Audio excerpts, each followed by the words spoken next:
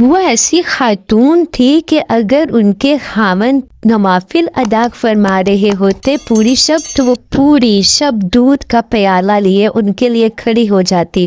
खामन की ताबेदारी का अजीब वाकया है। क्या ऐसी ख़वातीन भी होती थी? हजरत मौलाना मोहम्मद कासिम साहब रहमतुल्लाह अलैह का दस्तूर था कि इशा के बाद वो दूध इस्तेमाल फरमाते थे। चनाचे जो ही आप तशरीफ लाते, उनकी अहलिया मोहतरमा दूध का प्याला लेकर हाजिर होते, मगर आप ज़ोक़े इबादत में नवाफिल की नियत बांध लेते और रात भर उसी तरह इबादत में गुजार देते। अहलिया मोहतरमा बयान फरमाती हैं, कभी कभी ऐसा होता कि हजरत ने नवाफिल में पूरी शब गुजार दी और मैं भी पूरी शब प्याला लिए खड़ी रह गई। अल्लाह अल्लाह, बीवी हो तो ऐसी, आज इसका तसव्वुर करना भी मुश्किल है।